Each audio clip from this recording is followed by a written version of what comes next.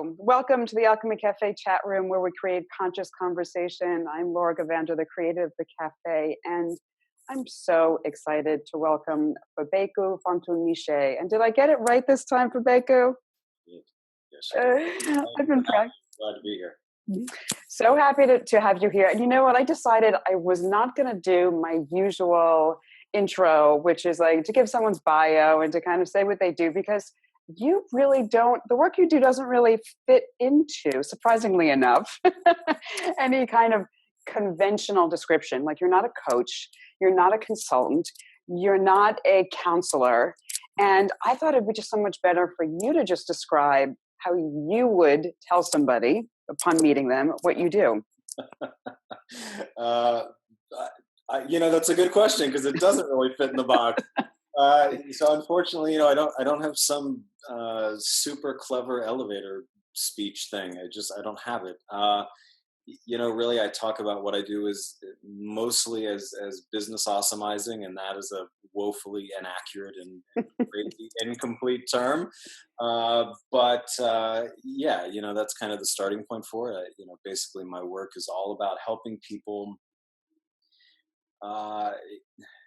I talk about it in terms of getting clear about their work and how to put it out in the world in a way that works and makes money and finds the right people. And all of that's true. But I think really at the end of the day, it is at least as much about getting clear about who they are as a human being and really finding what's coherent as a person and then bringing that into the work.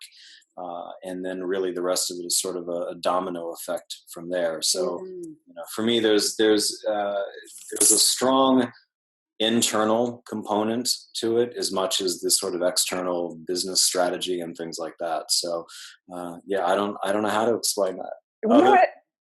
I think you did a beautiful job. And I think that for a lot of people, it's like, wow, if I could do that and I could discover that, that's like incredible. And I just want to say something really interesting about you that I've noticed. You have this Facebook community, which is like successful and just in so many ways, just in terms of the sense of community. And one thing you'll notice, one would notice about your personality, is that you seem to have this sort of duality. Actually, it's probably much more than a duality, but you have this sense of like, I don't give a fuck, right, about a lot of things, and I'm not ashamed of it. And then there's this part of you that is so deeply caring about human beings that you make most of us cry at least once a week. your exchange of stories of just having an impact, the smallest little action and how it has an impact on somebody. How do you sort of like explain kind of these sides of you, this like more edgy, using a lot of profanity, this hard edge with this super softness? I think one of the biggest traps that people fall into is this weird, and I think that this happens, I don't know if it happens more in business circles, but I think it happens a lot. And I think in large part because of the way we approach it, right? There's this idea that we have to come up with some kind of flat, one-dimensional, caricaturized version of who we are. And nobody's like that. Nobody's like that. I think that we're all wildly complex and complicated creatures. And to me, it becomes really incoherent and frankly super disinteresting when people kind of flatten themselves into some kind of single dimensional version of themselves. And I think a lot of the magic and the power is in that complexity, in those things that seem kind of contradictory or conflicting, or that tension. And I guess, and I think I'm finally at a place in my life where I'm comfortable with that. And I wasn't for a long time. I think that I felt like it either had to be one or the other. And I sort of went between both poles, and both of them seemed just sort of fucked and problematic in different ways. And at some point it's kind of like, well, this is just all of it. And it's either it's like I either might make a way for it to show up, or I'm just not going to do this because I don't want to try to have to figure out, well, I can show this part, but not these other three pieces, or, well, what if this doesn't seem like it fits with us? It all fits. I mean, if it exists within us, it all fits. And so, to me, I don't see it as a sort of conflicting thing. I just look at it as this is what the ecology of my world and myself and my personality, this is what it looks like. And, Yeah, it was interesting because I think a few years ago when that whole kind of give zero fucks thing started making its rounds on the Mm. internet, there were a lot of people in the community that sort of mistakenly took that as my position, right? And it was like, well, Um, yeah, I think that's problematic because it's not. I don't think it's smart or sexy or brilliant to just give zero fucks. I don't. How are you here and not give a fuck about anything? That doesn't make any sense. right. So to me, I think it's been less about that and really more about deciding what to give a fuck about. I think we give about Mm. the wrong things most of the time. And so really, I think it's just much more about coherent investment instead of fuck you and fuck that. And, who cares? I mean, that gets kind of boring to me at some point, but, so yeah, I think that's what it is really. Yeah, and I think the zero sucks thing was all about a coolness. Oh, if you don't give a fuck, it's It just had like me. it's Yeah, cool. it felt very much like a sort of 13-year-old boy thing, which is Yes. fine if you're a 13-year-old boy. But if you're not, it seems a little dumb at some point. So yeah, Right. Well, I totally get what you're saying. And there's a tremendous freedom also, and to be able to not have to apologize and just say, this is who I am, but also this is who I am. And just embrace all of it and just be able to show up in the world that way. Because people think, well, if you're this way, you can't be that way. And ooh, what's driving that? Like what's that? What's behind that? right. Yeah, no, I agree, and I think that I'm fascinated by the complexity of people, Mm. and it always feels a little sad to me when somebody shows up as sort of the expected version of themselves instead of who they really are. And it's like there's a decidedly spiritual component to who I am as a person and the work that I do, but that also doesn't mean that I don't listen to punk rock and say fuck every other word. Right. And to me, those are not conflicting things. And it's really in the intersection of that I think you get a real sense of who I am. And I think when all of the pieces of who we are on the table, that's when we're at our best, Mm. powerful, and most magnetic, and most effective, and most meaningful, and all of that. And so if I just sit around and talk quietly and sort of regurgitate these sort of spiritual cliches and pretend like, well, this is what I do because I'm spiritual, that's dumb. I mean, it's dumb and it's dishonest, and there's 1,000 other people that are doing that, probably in large part because they feel like they have to because that's what's expected, and it sucks. It just yeah, for me, I think that there's a cost associated with that I'm just not willing to pay. Mm. Yeah. Yeah. Oh, I love that. Yeah. Yeah. So this website, the Alchemy Cafe, and the work that I do is really about expanding consciousness and the way, all the different ways that we can do that. And some of them, are the obvious ones, being considerate and recycling and the obvious blah, blah, things of, yes, I'm a conscious person. And then there's the other that people don't consider, such as the type of art that you're attracted to and you have in your home and the clothing that you wear. It's all everything you interact with and thus you have an impact on, and vice versa. And I would love to know your definition of being conscious or consciousness. Yeah, that's a great question. I think to me, it really comes back to this thing that we're talking about of have all the pieces on the table, because certainly that's true in relationships, that's true in the work that we're doing, but I think as a starting point, it's true for who we are. It's true for our own consciousness of ourselves and our awareness of ourselves and our ability to really be who we are and be with who we are. If I have certain parts of myself segmented off and tucked away under the bed as not okay or not good or not whatever it is, then there's a fragmentation that's happening. And I think that people do that sometimes for fairly well-meaning reasons, but that's never going to go well. How can it when these things are parted out and separated? Mm. That fragmentation will affect every single area of your life. It's impossible for it not to. You can pretend it's not, but it will.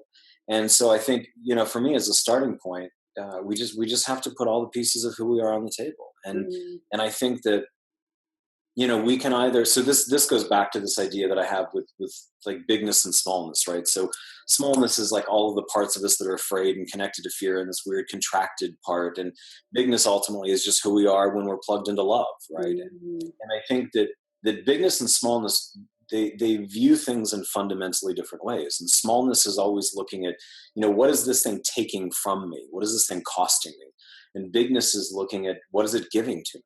Right? What is it giving to other people? What is it giving to the world? And so I think that it's possible, not only possible, I think it's necessary to put all of the parts of who we are on the table, even the parts that we may not love, and say, but what is this giving to me? What is this piece bringing to me, to the world, to the people that I meet, all of it, yeah, I think that has to be the starting point. I think we just have to get the pieces on the table of who we are. Mm. Yeah, absolutely. Because it festers under, under, just somehow wants to come out, and many times it manifests in illness, or it manifests in depression, or some other way, because there's a part of you that that really does want to come out. So yeah, it makes perfect sense. So one of the things I really, really wanted to discuss with you is your philosophy towards business, because you were somebody who, to say you don't embrace is an understatement. You are very vocal about this formulaic marketing business philosophy of like, you do this, you do all these steps, and you're going to have the 6-figure, 7-figure, whatever figure business, and da da da da. And if you don't do it, well, oh my God, there's just no other way of doing it. And you have a very different philosophy. You are very successful in your work, and also bringing people into community. You have a waiting list for your one-day revs. What is your kind of your own philosophy or method in business? Yeah. So, ultimately, I think it comes down to, so I work with this idea that everybody has a superpower, right? And the superpower is just kind of my own Language. Fairly nerdy articulation of this idea that we all have this frequency, this sort of core force of who we are, that it's always transmitting through what we do and how we do it and how we show up in the world. And most of us aren't conscious of it, and most of us don't know what it is. But once we do, then it becomes easier to plug into that and to transmit it sort of full volume in a really coherent way. And really all of the work that I do with people, it starts with getting clear on the superpower, because I think it, to me, it's like, most of us, we focus on the thing that we do, right? I'm a coach, I'm a writer, I'm a designer, I'm a whatever. And that's fine. But, the superpower, it's like, it's the thing behind the thing. It's the engine that drives what we do. And I think when we're clear about the engine, we can do it more effectively, we can do it more powerfully, we can do it more coherently. It also wipes out all these bullshit ideas about competition and all this other stuff that I think is complete bullshit. And it gives us the powerful part of the superpower is I think it's this unchanging thing. And I don't mean unchanging as in static, but it's like it's the anchor, right? It's sort of this ground of being in some ways. And so, when we plug into that and then we figure out, how we would work from that superpower, it also is a very specific shaping influence, right? So, my superpower is unapologetic freedom, right? So when I look at everything I'm doing, the question is not, how should I do this? How do other people do this? It's how would unapologetic freedom do this thing? And so it becomes a very specific shaping mechanism for what I do. And so really it's ultimately about get clear on the superpower and then figure out what's coherent for you from that place. And, there's a lot of, identity stuff and all kinds of other things built into it. But it really is sort of the opposite of all the formulaic stuff. And, I think the reason that I can't stand that stuff is one, it doesn't work. I mean, at the end of the day, I think people are being sold shit that doesn't really do what they're being told it does, and I think that's problematic. But it treats people like they're all the same. If everybody just follows these 6 steps, then X is going to happen. And I get the appeal of that, because I think we all would love some certainty that if I just run this track, I'll end up at this destination. But it's bullshit. And my world is full of people who've run those tracks again and again and have really quickly realized that it's bullshit. And not only that, but it has gotten them incredibly sideways with who they are and how they interact with the world and their work in a coherent way. And for me, I think that's really the most problematic piece. So did you ever follow any of those formulaic methods or those? No, so I'll tell you what happened. I don't know, 10 years ago when I started this, I spent more time and more money than I should have talking to mostly kind and smart marketing people that were telling me, okay, so you have to create a sales funnel and you have to do email blasts and you have to, and I was just like, what the fuck? Yeah, Blah. any of this shit. And so then, but then my question was, well, what am I going to do? If I'm not going to do any of this, how am I going to build a business? Because this seems to be what everybody does. And so really at this point, every single thing that I teach, it's come from me figuring out how to do shit because I was incredibly unwilling to do shit the way that I was told I had to do it. Um, yeah, I know I never did that stuff because it never made sense. I just couldn't force myself to do it. And I had a lot of anxiety for it. You know, it's not like I didn't reject it because I'm some business savant that was like, oh, that's a really dumb way of doing it. I've got a better idea. It wasn't that at all. It was just, that's fucked and I'm not willing to do it. So I'm going to try this other shit and see if it works. And it has. And you know, I didn't come up with this other stuff to start teaching. So I never in a million years thought I would be working with people with business stuff. But no, I never did that stuff because it didn't make sense to me on a business level, but more significantly, it didn't make sense to me on a human level.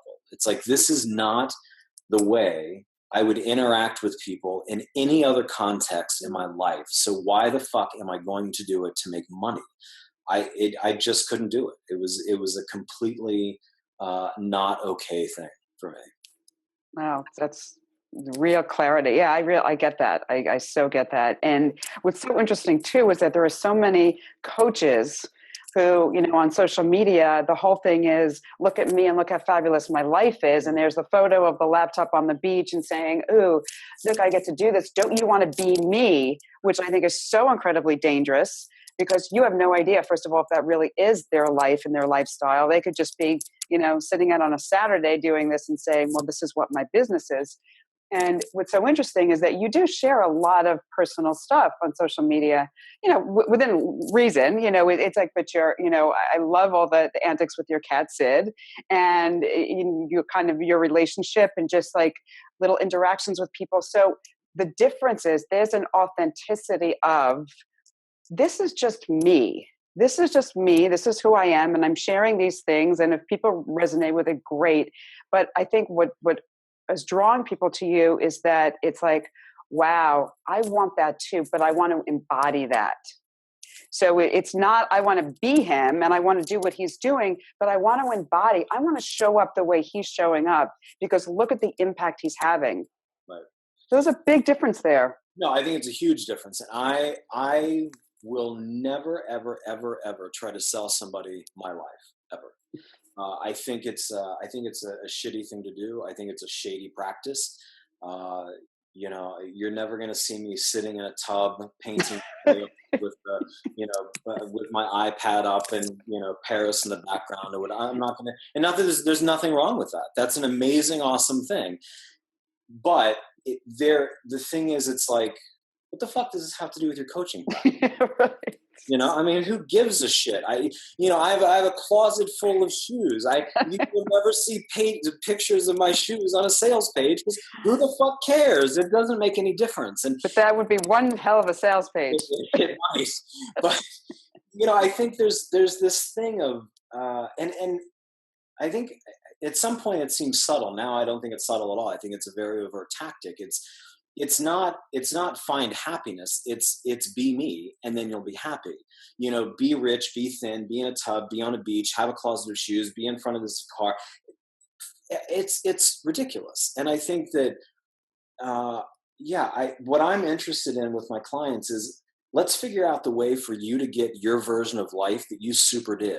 And it probably doesn't look anything like my life because it fucking shouldn't. It just shouldn't. And so to me, you know, I think there's a real problem with that. Be me, be my, you know, copy my lifestyle. This is the benchmark of success. And none of it has, like I said, none of it has anything to do with expensive cars or Paris or money. I love all of that. That's all fantastic. But I do think it's really problematic when on some level people are playing on this fuzzy identity and this sense of unworthiness and this question of am I enough? I think when we start playing on that to make money, we've entered some really dicey territory as human beings, and I think that's a really toxic way to not just to make money or to run a business, but just to engage with other people on the planet. It's just fucked. So, oh, and so many people do it. I think it's become increasingly common. I think there's this. Yeah, I think people use it as a way of validating what they do, and I think there's other ways to inspire people, and I think you can do that without saying, "Look at me, be me, give me money." Yeah, I don't think that's the way to do it. It might be effective, but I think, I think that's the thing with marketing. People ask me, "Well, doesn't it work?" That's the wrong question.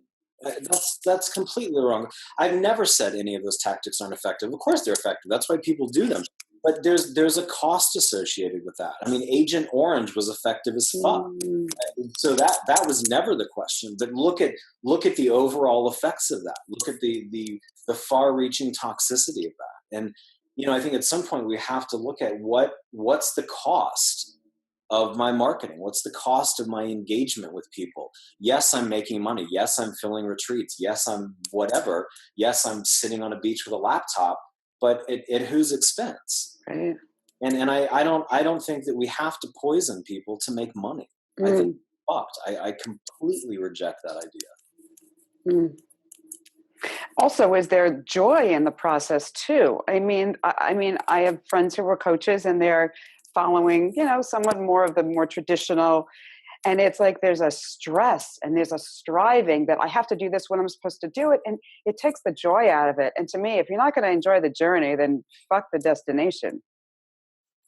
I think that's a big deal. And I think what a lot of people that are engaged in these tactics will not admit is, at least not publicly, is that behind them, there's this extraordinary fear, right? If I don't push on the pain points, if I don't scare people, if I don't use a little bit of this be me kind of thing, that people won't buy what they're selling. And I think that's one of the problems with so many of the practices that are in these business development circles, is that they're rooted in fear, they're inspired by fear, they cause fear, and everybody's just running in this weird hamster wheel of fear, all the while pretending that they're engaged in some savvy business practice. Right. I don't think it's savvy at all. And I think the reality is that there are other ways that are at least as effective, that are not based in fear, that you're not doing because you're afraid, that you're not scaring people in order to get a result. It's, again, that just seems like an amazingly high price to make money to me. This constant cycle of like, I'm doing this because I'm afraid, and I'm offering this discount because I'm scared, and I'm going to scare people to buy it. It's just like, holy shit, I would just rather go work for somebody else at the end of the day. I'm just not that interested, I guess. Right. Totally fear-based. Completely. And I think it's especially weird, and this, to be clear, to me, this is a criticism of method. It's not a criticism of people, but it's especially weird when I see people that are in any kind of helping profession do it. If you're a coach or a healer or a whatever, how incoherent is it that you're poisoning people to make money? It's like a doctor breaking your leg so they can put a cast on it. What? It doesn't make any sense. And so that weird cognitive dissonance that happens, that's a problem. It's a problem. And yeah, I'm not a fan of it. I could not be less of a fan. Doesn't surprise me at all. So, part of your interesting background is your many, many years of study of shamanism and your practice of that. And I know you're very big on rituals. What role does that play for you in your life? So it's a part two question. Part one is, what role does this play in your life? And two, what's your exposure, your daily exposure to the outside world, meaning the news, what's going on? Because I noticed one thing, and it's probably somewhat deliberate, I'm sure it's deliberate, that you're not posting political crap. You're not one saying, you don't go after the fear anyway, but you stay kind of out of that. Yeah. So I'm really curious about how much of do you create your own through your ritual, through your own practice? This is my reality, right? And then there's also the outside world. And Yeah, no, I think that's an interesting question. I think it's something that a lot of people are sort of digging into and in some ways reassessing at this point. And I think that's probably a pretty wise thing. Um, in terms of ritual, yeah, it's a really fundamental component of what I do. I mean, it's to me, ritual is really a way of just maintaining a coherent rhythm with life. At the end of the day, that's what it is, um, for me. And so the maintenance of that rhythm is a really critical thing. It's the way that I maintain coherence with myself. It's the way I'm able to show up and work at sort of maximum capacity with people and do what I do. Uh, but talking about the world and things, I think that ritual is also the way that I maintain my bandwidth just to be on the planet and to be uh, outside of the four walls of my house. And so I think in some ways ritual, whatever that means to everybody as an individual, I think ritual is probably more important now than ever. I mean, whether that's sitting in a church and praying or banging a drum in your living room or lighting it, who gives it? It doesn't make any difference. I don't give a shit what it looks like. But I think that uh, at some point, ritual, I think when it's effective, plugs us into this sense of expanded capacity. And yeah, I think that's more important now than ever. And in terms of, yeah, I haven't posted a lot of political stuff. And it's interesting because I'm paying really close attention to it. I'm not trying not to be hyper vigilant about it, which I think is easier some days than others. But and that's the thing. It's not. I'm having a ton of private conversations about it. And for me, that's the thing that makes the most sense right now. So it's not. I think what I'm not doing is I'm not using ritual or spiritual practice as a way to ignore it or to pretend that it's not there, or that because that to me gets weird. I think that when we turn anything into some kind of escapism, whether it's ritual or buying shoes, I think we've got something is a little problematic at that point. So to me, it's not about not looking at it. It's not about not having conversations about it. It's not about not being aware of it. It's just at this point, private one-on-one dialogues are the things that make the most sense to me about that. And yeah, I mean, there is a component of I'm not really interested in fueling the fear. I'm not interested in pretending that whatever's going on isn't going on.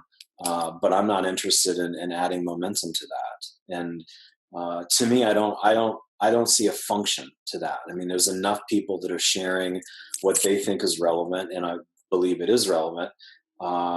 So, am I just going to share the same story that's been shared 80 right. times on Facebook? Why? I mean, what's the point of that? And I think that, to me, part of it and part of the decision behind talking about what I talk about, it's not that, talking about playing fetch with my cat is somehow more important than what's going on in the world. It's not, but it's the understanding that all of this stuff can be going on, and I can still play fetch with my cat, Yes. and I can still listen to the Ramones, and I can still paint, and I can still drum, and I can still go have brunch with a friend. And those, to me, there's that simultaneity is important, that kind of mutuality, that all of this stuff can exist side by side, and in some ways kind of has to.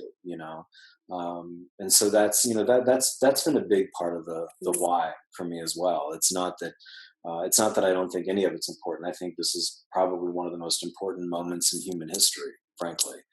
um, but I think that if we lose sight of things like playing fetch with a cat, Mm. then nobody wins in that scenario. It doesn't help anybody. So, Mm. No, that's true. And I'll notice, like, I'll post something, I tried it someone also not, I don't want to feed it, but if there's something kind of interesting that it's like, and then I just say, oh, but everyone else is posting it, like, don't go there. And then the next thing I'll do some, goofy cat thing. And it's just like, yes, they can both coexist. And that's just life. That's the way it is. You're going to have the beautiful things that are happening, and then you're going to have the uglier stuff. And it's not, bury your head in the sand and I don't want to look, it's not happening. Because I think a lot of some more spiritual people or spiritual leaders or whatever you want to call them are really struggling right now, because I see a lot of fear coming from them, and they're all about, oh, well, you create your reality and so forth. And they kind of are having a hard time balancing this right now. So they're kind of thrown off their practice. I agree. And I think that, I think there's also the other side of it that, to me sort of feels a little bit like kind of a tone deaf spirituality where it's, oh, everything's great and everything happens for a reason and look at the silver lining. And I don't know whether that's true or not, but I think that's a little premature at this point. And I think that, and I don't know that that's how people intend it, but it does come off a little bit like la la la la. Yes, I can't yes, do it. Fine. yes. And it's like, I don't know if that's any more helpful than the constantly amped up angsty fear.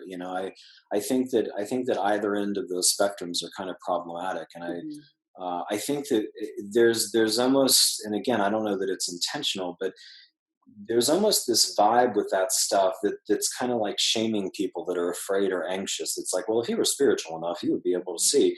Yeah, I don't buy that either. I think that's kind of a shitty position to take. I think that yeah, I think that everybody is they're disoriented right now, and yeah, I think there's a lot of people that are trying to figure out what the fuck am I supposed to do? What the fuck do Right. I say right now? And I think that's the thing. I've seen a lot of people kind of jumping on other people, no matter what they say, whether they say too much or say too little or say this or try to give a pot, whatever. And to me, I think people are just trying to figure it the fuck out. And I think there's a lot of awkwardness and a lot of clumsiness. I think most of it is unintentional. And I think people are just kind of fumbling their way through it as best they can. And we're just sort of messy people trying to figure out a situation. And I do my best to try to give people the benefit of the doubt, and not assume that somebody doesn't give a shit or not assume that somebody is, whatever. I think that we're all just trying to figure this the fuck out at this point. So. Yeah. Well said. So there was something I picked up off your website that I thought would be really interesting to kind of wrap up this whole thing. And there's a line where you say, I believe that you are not broken, that there is always reason to hope. You are made of bigness. You are a real life medicine person, and the world needs your medicine really bad, preferably now. And I love that. But when I read it, I thought, wow, there's so many people that hear that and probably get this like feeling of not me. Yeah. Sure. And I'm sure you must come across that with people. And so, especially people have had stuff drilled into them from children, the complete opposite of this, that you're not worth anything. You're not good enough. You'll never be worth anything. And then you come and make this statement. And how do you well, I don't know if convince is the right word, but how do you help people see that this is actually truth? Yeah, so this really goes back to the whole superpower thing and the bigness thing, right? Because I think that once you plug into that, there really is something about even just the experience of getting to the superpower. It's a very visceral body kind of thing, like when I'm engaged in this process with someone of helping them get to it, I constantly keep saying this is not a brain thing. Like, how does this feel in your bones? Like, fuck what your head thinks about this. How's it feel in your bones? And there's a lot of reasons for that, but one of the reasons is that when people are able to plug into that bigness in that visceral way, even if you have a 3-second experience of it, it's there. And once you know it's there, it really becomes impossible to ever really believe in the lie of your smallness again. Not that you don't have moments where you're affected, a lot of moments where you're affected by it. For sure you are. I'm not acting like it's some instant cure because that's bullshit. But the idea that there's nothing worthwhile within me, that there's no bigness within me, that everybody but me has this, that lie disappears when you have this sort of direct interface with it.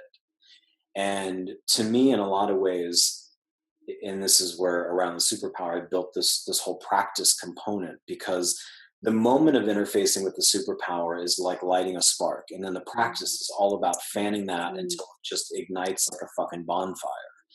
And in that process of doing the practice, you're building the muscles that allow you to hold yourself in that bigness.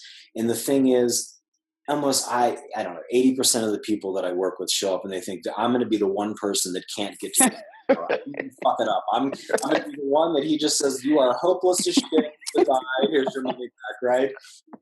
It's never happened. In the thousands of people I've worked with, it has never, ever, ever happened. And so what I know is that if you're alive, you have it.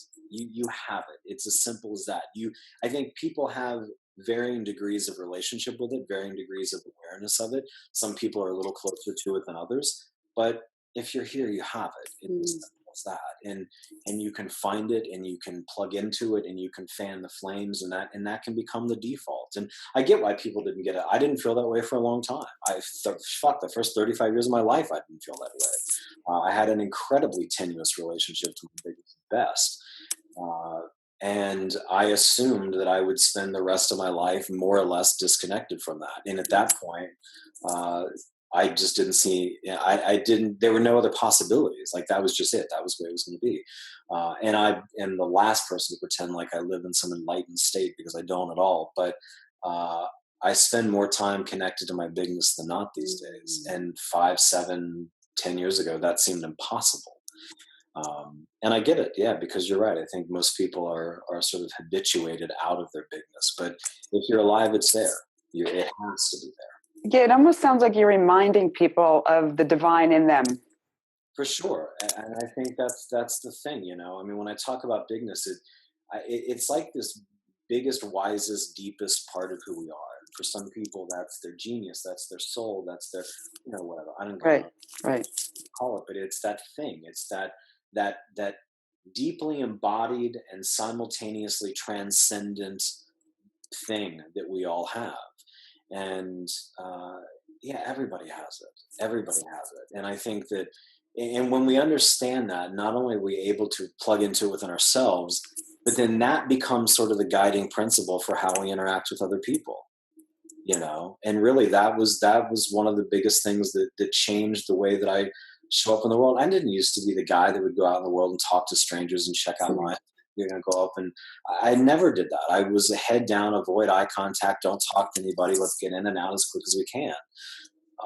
But I started to get really curious about people's bigness at the end of the day, and somehow that became more important than my own self-centeredness and my own anxiety and my own kind of tunnel vision.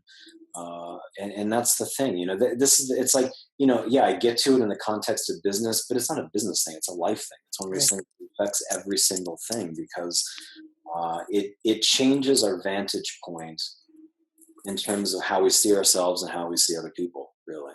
So. Oh, so much what you say resonates with everything. I think I might have to do a rev. I think it's coming. It's coming. It's been coming for a while. I was like, oh my God. I just know I would love every single minute of it. It's like, you are fabulous. I adore you. I adore having your interaction in my life on my Facebook feed. If people wanted to get in touch with you, what's the best way? Your website or email or what? Yeah, probably the best way is my website, fabeku.com, and I'm pretty active on Facebook. And yeah, those are the two best ways to get in touch. Yeah, and there's a ton of stuff on your website and Facebook, and you're very generous with your sharing, and I thank you so much. This was a pleasure.